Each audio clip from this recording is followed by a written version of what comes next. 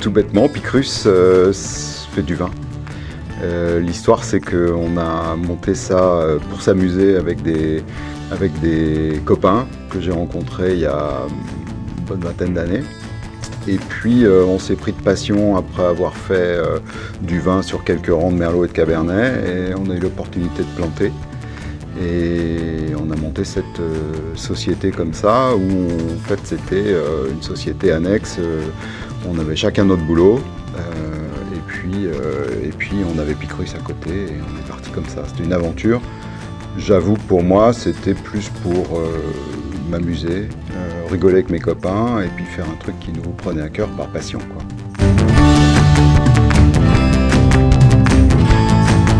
Donc je suis devenu viticulteur un peu par hasard, après avoir rencontré des gens de la région à Paris, et puis cette aventure qui m'a conduit à arriver en Charente et à faire du vin.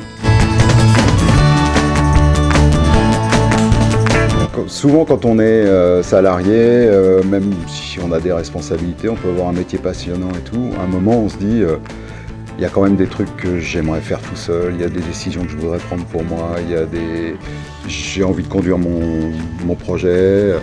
Et puis, il y avait aussi le fait dans le vin, pour moi, le fait de conduire sa marque, de faire son produit, de faire quelque chose qu'on puisse vraiment maîtriser, pour autant qu'on puisse maîtriser les choses avec la nature.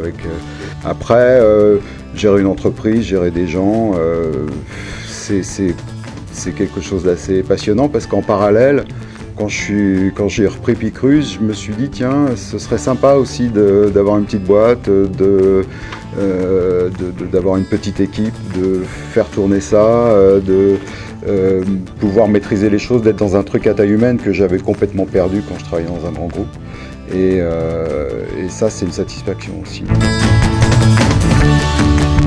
J'aime pas trop me lever le matin, mais avec Picrus, avec le temps, j'ai retrouvé une espèce de chose un peu intuitive. C'est-à-dire que on est toujours dépassé, on a toujours trop de trucs à faire, et je crois que j'aime bien ça. Je pense que j'aurais investi plus tôt. Et souvent j'avais cette question en me disant, oui, mais est-ce que j'ai raison ou pas finalement, et est-ce que je crois en ce que je fais, est-ce que ça va marcher? Il y a une part de prise de risque où parfois je pense que dans la réponse, il ne faut pas hésiter à y aller.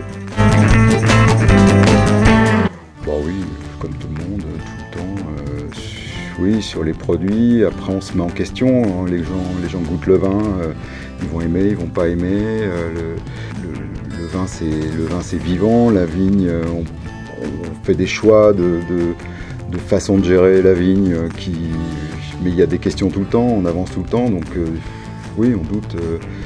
Douter, c'est... alors après, ça doit être dans ma personnalité aussi, j'imagine, mais on avance dans le doute tout le temps, ouais, c'est sûr.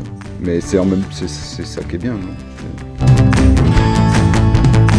Bah demain, il va falloir que je prenne conscience que je vais pas faire ça à bout de bras, comme si j'avais 20 ans, jusqu'encore éternellement.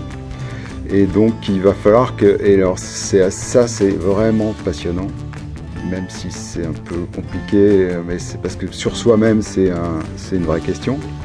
Mais transmettre, c'est une vraie question, et en même temps c'est passionnant parce que j'ai créé une marque, on a créé une marque avec mes amis. Moi j'ai vraiment fait émerger le truc, j'ai l'impression, en ce moment.